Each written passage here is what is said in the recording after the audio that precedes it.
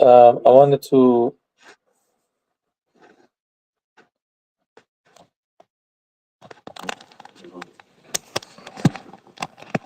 want to thank everybody for coming. We haven't had a class since before Rosh Hashanah, correct? So we don't have you doing the holidays at all. We're going to have now classes. We have so many parshas to make up. So what I wanted to share with you, first of all, we didn't learn parsha of Noach, we know parsha of Lech lecha, and this week is also parsha of Vayera. Maybe we start with the parsha of Vayera and then we go back. In this week's parsha actually talks about, one of the things that the Torah talks about is the destruction of the cities of Sodom and Amorah. Now we know generally about it, but let's go through all the details. In that place close to Sodom, there were 5 cities. The 5 cities are Sodom, Amorah, Admah, Tzvoim, and then Tzoar, right? We know that Sodom and Gomorrah.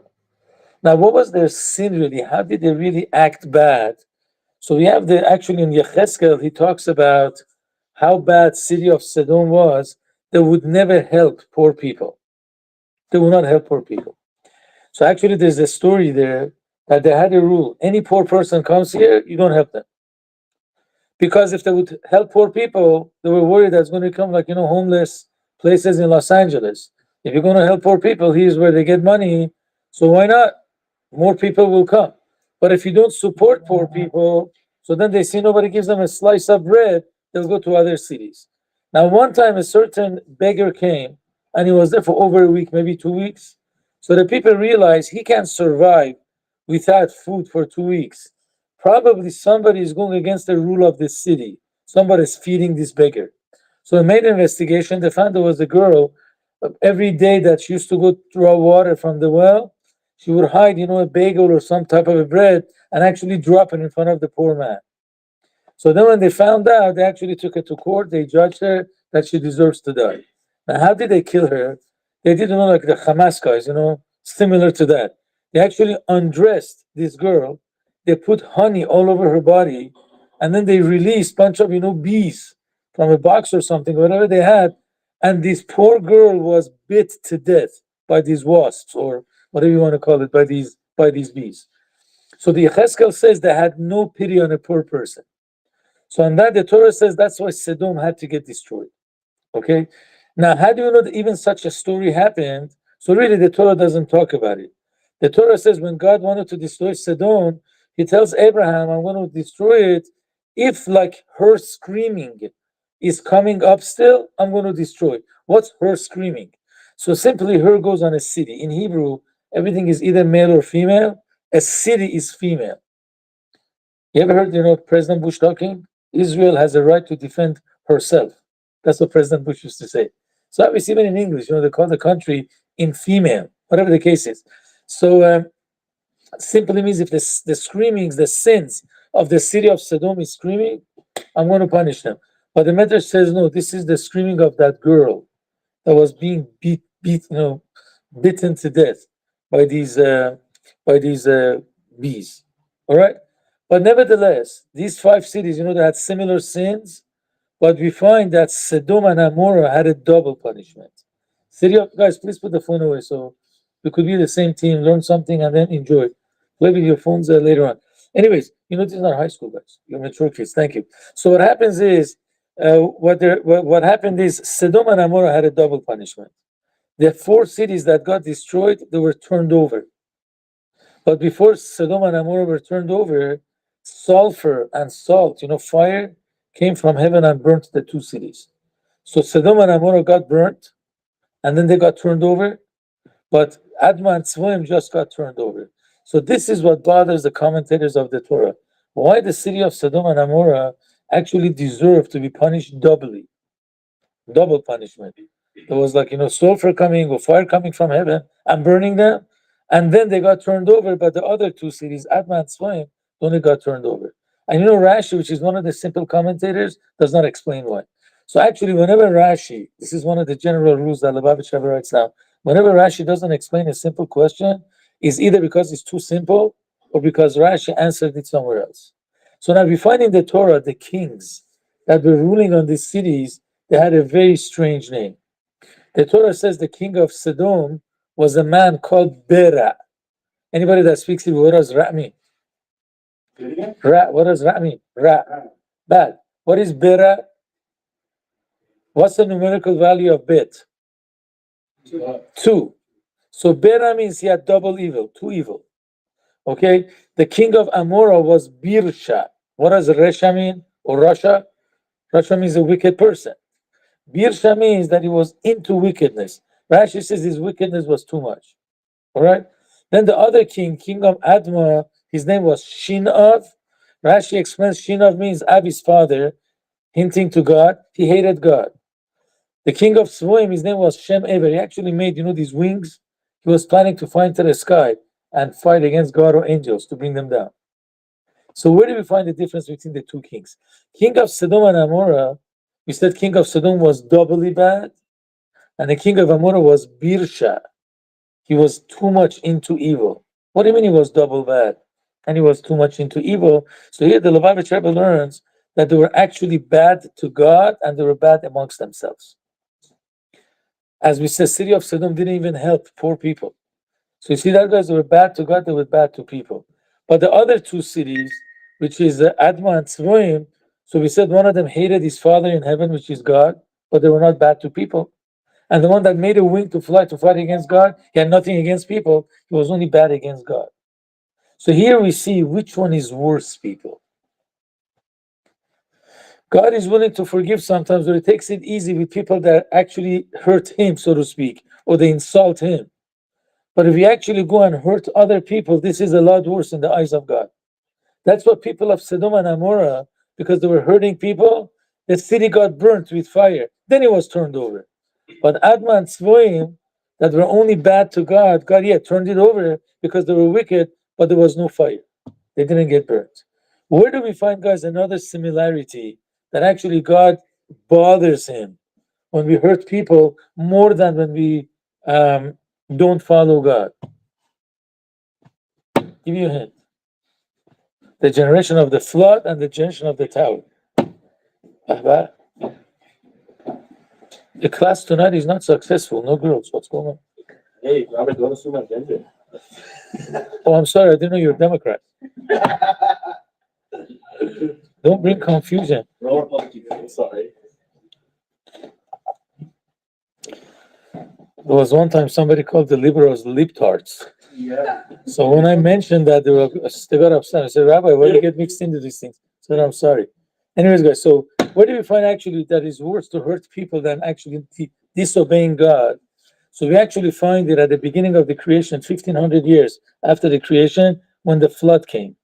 And then, the Tower of Babel. When the flood came, God destroyed the world. Nobody stayed alive except Noah and his family. That's it. But when people wanted to make the tower, the whole story of the Tower of Babel, they said it's not right that God is in heaven and he dictates our life. You got to go to the sky and bring him down. What flood are you talking about? The flood in times of Noah. God destroyed the whole world. Right? But when people came actually to fight against God to bring him down from heaven, they used to speak Hebrew. So they started to making this big tower and they're going to put a big idol on top with a sword in the hand. Like telling God, we're going to fight against you. And they wanted to, make the world, a world for themselves, kick God out. He shouldn't tell us how to live our lives. So God comes and he actually mixes up their language. They didn't speak Hebrew anymore. Each one spoke a different, each nation spoke a different language. So when the guy asked for a brick, the guy brought him something else. So they got into a fight and they couldn't build the tower anymore. So Rashi says, which one is worse? These people wanted to fight against God, and God keeps them alive. He just mixes up their language. People of the flood, it says that the world was full of, I don't know, they used to steal from each other. They had nothing to do with God. They didn't go against God. So why did God destroy them? So Rashi says because when people don't have a civil life, they actually hurt other human beings, God doesn't forgive them. But when they made a tower to go against God, they were fighting against God. God is willing to forgive or more tolerant. So that's one of the great lessons that we learn, that hurting another human being, hurting another person is a lot worse in the eyes of God than actually disobeying God. Now, I'm not telling you to choose between the two. You should keep both. You should be nice to people, you should be nice to God, both. I'm not saying God forbid to choose between them. But definitely hurting other people is a much bigger sin. Any questions on this? Clear? There's also another story. This story is in the Navi. One of the kings that we had, his name was Yeravam. Yeravam was a king that he actually was so evil that he, made his own religion, so to speak. The Jews wanted to go to the temple to pray at that time, so he built a wall, like a Berlin Wall, that the Jews on the north side that were under his rulership, they couldn't go to the temple to pray. And then they said, we need to pray, what are we supposed to do? So he made 2 houses of idol worship. And through powers of magic, he made those idols like, either move or talk, whatever it was. So he made the entire Jewish nation, the northern side, almost the entire Jewish nation, into idol worshippers. Another thing that he did, he said, we're not going to keep the holiday of Sukkot. We just came from the holiday of Sukkot. He made the holiday of Sukkot in this month of Cheshvan. He made a new religion. Okay? So then, one time, what happens is God sends a prophet with the name of Ido. Very strange name. But there are very few people that actually still use this name. A couple guys in Israel that the names was Ido. So God sends Ido and he tells, go tell Yeravam that because of the wrong things that he did, you know what? He's going to die. No children will be left. And even after he dies and they bury him, one day a king is going to come and is going to even take his bones out of the grave. And tell him, if he doesn't believe me, God is sending this prophet, tell him that he's going to be in the middle of bringing sacrifices for the idols, and the altar is going to split in half while you're giving him the warning. So Ido goes there, and he gives him the warning, and he says, you know what, if you don't repent, you're going to get killed, children won't exist, and actually your bones will be taken out of the grave after you're buried. And then he says, if you don't believe me, the altar that you're bringing sacrifices will split in half. So this Ido actually raised his hands and he told his soldiers, not Ido, I'm sorry, the king Yeravam. He raised his hands and he told his soldiers, go catch this prophet, Ido. As soon as he raised his hands, he became paralyzed. He couldn't move it. So he begs the prophet to forgive him. The prophet forgives him. So the commentators ask, he was bringing sacrifices to idols. His hand didn't freeze. When he says, go take the prophet and kill him, suddenly his hand freezes. What's going on? So the Mefarshim say the same thing. Again, it's a terrible thing to stand against God, but God is more tolerant when we go against him. But over here, he wants to actually hurt another human being, especially a prophet. His hands were paralyzed. So we got to be very, very careful between ourselves. Again, between us and God, definitely. But again, between human beings, being kind to each other, definitely that is a much bigger mitzvah. Again, I'm not telling you, please don't learn to go drive on Shabbat and then you're going to give charity to poor people. Give charity to poor people, keep Shabbat too. But definitely, I'm just saying the value of being nice to other people, that definitely is a lot more important. Because meaning other Jews or just people in general? Anybody. Jews are your brothers. I'm saying? If your sister or your brother needs help, you help them first. But that doesn't mean you're going to be cruel to a stranger. Jews are your brothers and sisters. Does being cruel to a stranger have the same effect as being cruel to a Jew? Tough question. I'd rather not talk about it. Well, let me ask you, if you're going to hurt your brother, is it worse if you hurt a stranger? Sorry? Which one is worse? To hurt your own parents, your brother and sister, or somebody who's not part of the family? Right on. There was one time I was in a certain synagogue. There was a Jewish guy that did something wrong. And then the district attorney was Jewish or something. So they gave the guy an easy sentence. So then the district attorney tells the judge, did he get this what do you call it, judgment? Because he's a MOT. So I said, what's MOT? Member of the tribe. MOTT. Member of the tribe. So sometimes they take it easier because you're a member of the tribe. Jews are the member of the tribe. Something to be proud of. Anyways, guys, we're going to go to something else. This might seem to be totally strange. I hope I'm not going to get bagged for it, on the video. But we're going to actually go back to parsha of Lech lecha, last week's parsha. It's a very strong question that the Nachmanides asks. We're going to see what he answers. Very strong question. And then we see how Kabbalah explains it. Okay, this past week's parsha, it says, Lech lecha me'artzacha. God tells Avraham, go away from your land, right? He was in land of Haran. God tells him, move to Israel. And then he tells him, if you're going to move to Israel, I'm going to give you 4 rewards. That's the way that Ramban learns it. Number 1, you're going to become very rich. Number 2, you're going to become famous. Number 3, you're going to have children. Number 4, I'm going to give you the power of blessing. Whoever you bless is going to be blessed. So the Ramban asked the question, there's something missing in the Torah. Guys, we're religious, but we come on the other side of the Mechitza. You are? So I'm going to open the Mechitza so that we can see it. You cannot fight with the rabbi because the rabbi is going to lose.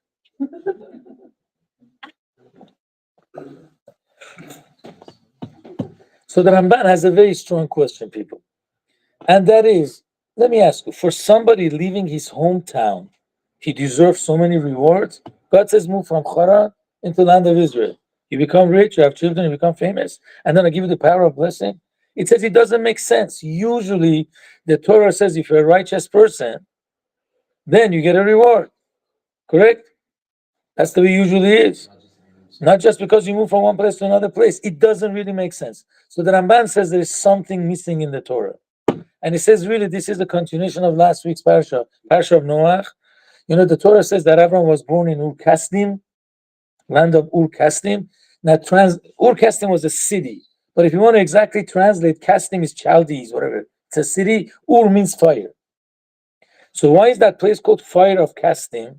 So they bring the famous story that when Abraham was a little kid, right, or teenager, I don't know how old he was, he broke the idols of his father, and then they brought him to the king Nimrod, and Nimrod said, hey, either worship idols or I'm going to kill you. Why'd you break the idols? So, and Nimrod tells him, my God is the fire, let's use God is more strong. So they throw Abraham into the fire, and actually comes out alive. All right? So then Abraham decided to leave, go away from Kasdim, because his life was in danger. He came to Haran. God tells him, continue going out. Go to the land of Israel, don't stay in Haran. So according to the Ramban, Nachmanides, why did Abraham get so many rewards? Not because he left his country, because he allowed himself to be thrown into the fire. All right? That's the way the Ramban learns. However, you know, one of the questions that the commentators ask on the Ramban, we understand that. But again, if the Torah wants to talk about a reward, at least said Abraham was a tzaddik, a good person, a righteous person. The Torah doesn't say anything about Abraham. Regarding Noach, at least it says Noach found favors in God's eyes. The Torah says Noach was a tzaddik. Regarding Abraham, it just says who his siblings were. Does not say a word that he was a righteous person. Wait, can we go back to the fire thing? Yeah. I don't understand that. You see, at that time, Nimrod was the king that used to worship idols. He actually considered himself God. I mean, God of the people, but maybe had some superpowers upon him. So when Abraham broke the idols of his father, you know the story, right? Oh, you know the story? No. Okay. So Abraham's father used to sell idols. One day I had to go on a trip. So there's Abraham, you know what? Take my store. You know, sell the idols. The bigger the idol, the more expensive, right? The bigger the diamond, more expensive. The bigger the idol, the more expensive. So then sell it for me. So one day, you know, a guy comes to buy an idol. So Abraham says, sir, how old are you? He says, I'm 60 years old. He says, this idol was made by my father last week. How could you worship somebody who's younger than you? So the guy was embarrassed, didn't buy anything. Another day, an old woman comes and he says, I have this food as a sacrifice for these idols. Can you please serve it to them? So Abraham used it as a pretext or whatever, an excuse. He took a axe or a wood, whatever, a club, and he started breaking every single idol except one, the biggest one. And he put the club in the hands of the idol somehow, and then he put the food in front. So the father comes and he sees the store is destroyed. He says, Abraham, what happened? He says, well, you know, a lady brought food, and there was a fight amongst the idols, and each one said, the food is for me, the food is mine, the food is mine, and this biggest one broke all the other idols. So the father said, Abraham, are you kidding? These idols don't have life. So he says, okay, Dad, I have a question. If they have no life, why do you worship them? So the father said, that's enough. Took him to Nimrod, so Nimrod threw him into a fire. Clear? So far? Nimrod threw Abraham in the fire? Yeah, and then God made the fire cook. He said, my God is the fire. Let's see if your God is stronger. He told Abraham, worship. I said, no, only believe in one God. So let's see which God is stronger, your God or the fire. I think God fired the light. They said that the angels protected him. They teach this as kids. In Iran, we learn to, when kids go to 5-year-olds, 6-year-olds, they go to Cheder, they teach that to them. It's brought down in the Medrash, it's not in the Torah. The Torah only has a hint. It says Abraham was in Ur-Kasdim, the fire of Kasdim. And also casting, besides name of a city, casting also means an oven, a furnace. So ur casting means the fire of a furnace. So there's a hint in the Torah, but really is not clear. Okay, so here the Ramban says all these rewards that Avraham got is not because he migrated from Haran into land of Israel, but he got all these rewards because he allowed himself to be thrown into the pit. So this is the Ramban, very good answer, no problems with it. But I have a question. Why doesn't the Torah tell us about Abraham's tests before he left his house? Now let's go through Abraham was tested 10 times. I'm going to try and make it clear. So the Torah doesn't talk about the idols that he broke. That's why the Torah doesn't talk about it. Right. Oh, so I forgot. The Ramban says the reason why the Torah doesn't talk about that because Torah doesn't want to talk about idols. Very good point. Smart. Yeah. I forgot that part. Very good. If you go to yeshiva, become a big rabbi. Absolutely. And another thing happens too. Anybody that went to yeshiva and came back got married faster. That's the warning. I went to yeshiva. It didn't really work out well. I fled to Turkey. Oh, so I'm happy you're alive. You're back here. Yeah, back here. Yeah. He's we have two kids. We have two kids in our synagogue. They were like regular kids. So then they got interested. They went to yeshiva. They both came back. All their friends stayed here. They went to college. Both of them. One is married. One is engaged. Getting married in a couple of months. So I warned the parents. You send your kids to Israel to yeshiva. It's a good thing. They get the best wives. No, it's definitely a vibe, but wasn't for me. I recommend H. H was nice because the rabbis had tattoos and stuff. Because they're Baalei Tshuva. They're returnees. It's just because it was nice because you see people coming from not so religious backgrounds, and they became religious. Yeah, stories is very interesting. And I did the H program for about 2 weeks. That was nice. That was cool. That was nice. With the original yeshiva, it was too much. Everybody tried at your own risk. It just wasn't my vibe. Nothing wrong. Maybe it wasn't your vibe for that time. Try. Go back. Josh, go back. Okay, sure. You try. Anyway, so let's do something else now. Once we finish the Ramban, there's actually 2 tests that Abraham got. I got to finish this in 10-15 minutes. Abraham's first test, maybe we don't know about this, when he was born, very similar to the story of Moshe Rabbeinu, Moses. The stargazer saw that there's a star coming from his father's house, Terach, that is going to destroy east-west. They realized that a child was born to Terach, which is Avraham, and he's going to fight idol worship. So they told Nimrod, listen, Terach, we see like a star came from his house.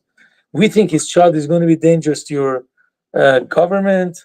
So they called Terach and they tell him, Terach, you just had a baby? He says, yes, my wife just delivered, gave birth. He says, bring your baby, we're going to kill the baby, and we give you a lot of rewards. Of course, Terach didn't want to do it. He had a maid that used to work in the house, a married maid. She had a baby the same time as Avraham was born. So they bring that baby to Nimrod, saying that this is Abraham, and that kid gets killed. What happens to Abraham? The father puts him in a cave to hide him because he was afraid maybe they're going to find out that he's alive. The Medrash says the angel Gabriel, and he raised him for 13 years. For 13 years, he was in a cave. That was his first test, and he never complained against God. The second test was that the father hid him there. So they shouldn't come and check the house if he really killed his baby or not. Okay, so for 13 years, he was in a cave, miraculously living. He didn't complain against God. Second test was that he was thrown into the pit. Why doesn't the Torah talk about these 2? So we're going to go through a Kabbalistic answer. If you think I'm a racist, please let me know. I don't think I'm a racist. It's going to show that Jews are different. We are different. We are very weird people. Seriously. Anybody else does chickens around their head, caporas? Nobody does that. Nobody does that. You're weird people, that's for sure. Caparot? I have a question, Rabbi. What's the whole meaning behind the caparot? Like, why bring another animal? Okay, so I'm going to do that at the end of the class. Very good question. No, it's a very good question. Let me just finish this, and we're going to go back to that. So your question should be, why do they allow us to eat animals? You shouldn't eat meat either. Same question. So we're going to, same answer that goes for this. So we're going to get there soon. So guys, let's go through this. You see, Abraham had 2 stages in his life, and this is a very important thing. Honestly, if you don't think I'm a racist, or a Nazi, as the Democrats call, President-elect Trump, but now he's not a Nazi anymore. They're giving over the White House to the hand of a Nazi, right? Suddenly that he's winning, he's not a Nazi anymore. Shows they're a bunch of liars, that's it. They just say things that they don't mean. But anyway, I hope nobody's a Democrat here. And if you are, you're still my brother and sister, don't you? Do not let politics destroy families. Our relationship is a lot deeper than politics. Please remember that. Remember that. You're one. Doesn't matter what the politics are. So, anyways, going a little bit further, Abraham had 2 stages in his life. He's the father of all the nations. He had another wife besides Sarah, Hagar, that Ishmael and a bunch of other kids came. So obviously he's not only a Jew, but as you guys know, Avraham was the first Jew also. There's a pasuk in Yecheskel that says, Echad haya Avraham. Avraham was one. Simply it means he was unique. The whole world worshipped idols. Abraham actually believed in one God and he fought for one God. But Kabbalistic books say Echad means he was the first one. He was the first Jew. Okay? The reason why the Torah talks about Lech, lecha, go out of your land, and doesn't talk about the previous tests, that he was in the cave or he was thrown into the fire, is because in this parsha we see how Avram is the father of the Jews. And he's very, very unique. Now, what's the difference of, Jews and non-Jews when it comes to keep commandments? You see, what happens is a non-Jew's connection to God usually is through his intellect. He's a smart guy. He knows that there is a creator. God created the world. God is, the source of all goodness. Therefore, it's worth it to serve God. I'm saying? It makes sense. When it comes to Jewish people, of course, we got to realize what God is and try to serve him. But our connection is not only because we understand God. By the other nations, they come close to God.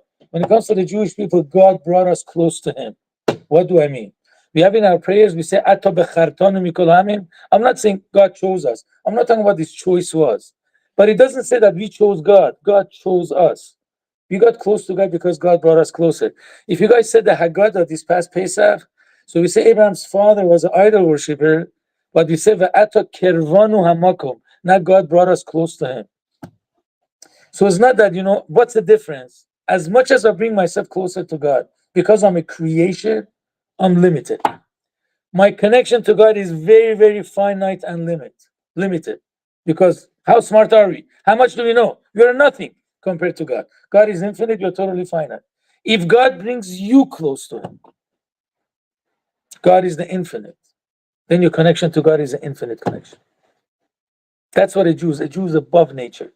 You don't believe me? It doesn't even make sense that we existed. Which other country existed after? There's Mark Twain writes this down, that for a country to exist, you have to have the same country, same language, I think same culture. He says 3 things. And he says Jews didn't have that for 1900 years. They don't speak the same language, not the same country, and they were persecuted. How did they exist? And he says the Romans came for 300 years, they're gone, right? They assimilated. The Greeks came for 200 years, they assimilated. The old Persians, that's it, whatever. How did this Jew exist? He says this is a mystery. I have no answer. Definitely it shows that Jews are somehow above nature. This explains another. So again, the connection of other nations is with their limited mind, understanding God and getting closer. God says, no, I bring you close to me. That's also a difference why Goyim only have 7 commandments, Jews have 613 commandments. You see, some people learn is like a private person and a president. Private person is responsible for his family. A president is responsible for the entire country. But the president is not more human than somebody else. He just has more responsibility. So many people say Jews have more of a responsibility. But according to Kabbalah, no. Our mitzvot are a different breed. Goyim only have 7 mitzvot because they're obligated to keep the world civilized. All the commandments make sense. Don't steal, do not commit adultery, do not commit murder, right? Don't be cruel to animals. Whatever, there's you have to believe in one God, you can't blaspheme, and you have to have a court case to punish people that don't keep the other 6 commandments. Does Judaism make sense? Not all of it. Why is tefillin black? Why can't it be red? I never wondered that question. No, really, we don't know. We know generally the reason of the commandments. We don't know the details. Why does it have to be square? Why can't it be round? Why can't you have wool and linen in your clothes? What in the world is that if you're tameh, impure, you go into the mikveh, natural water, you become pure. But if you take shower for 2 hours, you don't become pure. Why does a dead person make you impure? Does that make sense to you? Doesn't make any sense. So why do we keep the 613 commandments? It's a godly command to make the world godly. You're not only here to make the world civilized. You have much bigger mission. You have to bring God the infinite inside this world. And that's why you have the 613 commandments. So it's not that you're the same human, same job, but bigger responsibility, like the president. No. Our commandments are completely different than the 7 Noahide laws. The only are responsible to have the world a civilized world. You got to bring godliness in the world. Is that clear? So that's why the Torah does not talk about the other 2 things that Abraham had. That he was in a cave and he realized who God is and he was thrown into the pit. Because as high as Abraham got, he was still a creation being connected to God. Here God says, go to the land of Israel because I'm telling you, not because you choose. So God is telling him to do something. It's a commandment of God. Like as we say, God chose us or God brought us close to him. That's when Abraham as a Jew becomes infinite. The rest, he was still part of creation. So the lesson that we learn, people, first of all, you got to know who you are. That explains also why is God so particular with Jews? You do something wrong, you get blown for it. Really? The Jews suffered so much. Look at the whole world. Anybody has like something anti-Chinese? I don't think so. You have anti-Russian? I don't think so. You have anti-Semitism. Seriously. If let's say a Chinaman, I don't know, in America does something wrong, anybody goes attacks every Chinese person in the world? No. Israel's in a war with Gaza, they attack Jews in Amsterdam. Seriously. There's a war in Israel, they attack synagogues here. Even the whole world, you know what I'm saying? Jews are different. We're not the same. You're different people. Different breed. You get that? So why do we get punished so much? See, when somebody from other nations does something wrong, it's somebody who's part of nature that came out to be lower. It's bad, but it's not so bad. Something which is godly, supernatural, does something wrong. He's bringing something godly to the lowest places possible. So it's a much bigger loss or something. Is that clear, people? Clear? All right. Let's do the last thing. Any questions? Then you finish in 5 minutes. Real question. Oh, yeah, your question, why do we do kaparas? Yeah. Okay, so why do we eat animals? Right? I mean, you could be a vegetarian, but when Mashiach comes, you're going to bring sacrifices in the temple. You have to eat the meat. So the Torah, again, is not against being vegetarian, but definitely the Torah does not push to be vegetarian. Chicken? You could eat beef too. Oh, why do you do the kaparas with chickens? Yeah, why the chicken? So the simple reason, because a man is called gever in language of Hebrew, and a rooster also in Hebrew is called gever. So they have the same term, simple reason. But anyways, let's go see what happens is Kabbalah explains that everything in this world has to reach a higher level. We're not here to stay in a lower level. Everything has to reach a higher level. So you look, for example, the world of plants. They grow from the dust, from water. Dust and water, they're inanimate. They have no life. They're dead. But once the plant grows from it, they get elevated to the level of plants. Animals eat the grass or whatever they eat, the fruits. So when the grass is eaten, they become part of the animal. They get elevated to animal kingdom. When a human being eats food for the right reason, again, the Torah is against hunting, because hunting is only hurting animals. But when we eat, the fruits or the animals that are kosher, so they become part of a human. What? Can you hunt fish? Hunt? Can they kill fish? Well, you eat the fish, yeah, but to go get a catfish and kill him, no, because you can't eat it. What about kosher fish? If you eat it, it's okay, but if you're going to be cruel to it, no. Okay. I'm becoming senile. I see things. I'm sorry. I'm going to tell you 2 jokes about marriage at the end of the class, because I'm becoming senile. So anyways, what happens is, if a person eats, whatever I tell you, don't believe it, get married. These are only jokes. Anyway, so when a person eats the animal, right, so it becomes, at the end, let me finish this. Let me answer this question. So, you can't laugh like Kamala Harris. Don't do that. Yeah.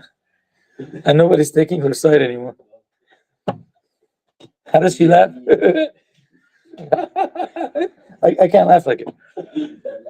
How are you going to fix the economy? I was born in a middle class family. So what? How are you going to fix the economy? So she's saying you could fix the economy yourself because I was born in a middle class family and I'm doing well. So you could do it yourself. You don't need the government. That's what she's saying. I don't know. Just making it up. Anyway, so when you eat, you hear about, I forgot your last name. I'm sorry. Mizrahi. So when you eat the animal, it becomes human. If you eat it for the right reason. And then when the person helps the society or prays to God, he becomes godly. That's why the Torah allows eating animals or plants, or whatever. But to be cruel to them, you can't. Okay, so just one small thing that I wanted to share with you people. Regarding Noach, it says Noach was a righteous person in his generation, right? The Torah says Tzadik Tamim Bedorotav. Isn't the word generation extra? It's like you're saying I'm a good person in the 21st century. Yeah, of course, because I didn't live in 19th century. I didn't live in 22nd century. Of course, I'm good in my century. Why is the Torah saying Noach is a tzaddik in his generation? So here we have two explanations. Once they say is, even in his generation, he was a righteous person, that everybody was evil. That's why the flood came. Could you imagine what a righteous person he would be if he was in the generation of righteous people? And some rabbis say the opposite. He was only righteous compared to his generation that were evil. If he was in the generation of Avraham, he would be nothing. I have a question, people. If you're supposed to, imagine I do something, you could judge me wrong or positive, negatively or positively.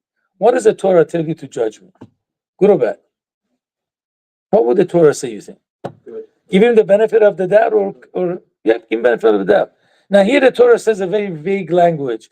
Noach was a righteous person in his generation. It could mean even in his generation, or it means compared to his generation. Why did some rabbis explain in a negative way? Doesn't make sense. Say it positive. So one of the answers that they give is people, the only time you judge somebody positively if it doesn't bring a misconception to other people. Noach was a very great man, but he never prayed for his generation. And God said, I'm going to bring the flood. He did not raise a finger to pray for them. He even didn't go telling people, hey, repent. If people ask him, Noach, what is this strange thing that you're doing? You're building the ark? So say, well, God is going to bring a flood, so better repent. But he didn't go out. Actually, Rabbi Ovadia Yosef brings a medrash, one of his books, that after he came out of the ark and he saw the world is destroyed, he says, God, why did you do this? So God told him, where were you last year? Where were you 120 years ago when I said I'm going to bring a flood? After it's destroyed, you prayed. That means you never prayed before. So Noach was a righteous man. If the rabbis wouldn't criticize him, I would think if you see a wicked person around you, don't pray for him. Let him drop dead. That's what I would think. If Noach is fully righteous, so for him being inactive, praying for people, maybe it's a good thing too. Therefore, the rabbis felt the obligation that we say, yeah, he was a righteous person, but he wasn't a fully righteous person. You should be like Abraham, that he prayed for the city of Sodom.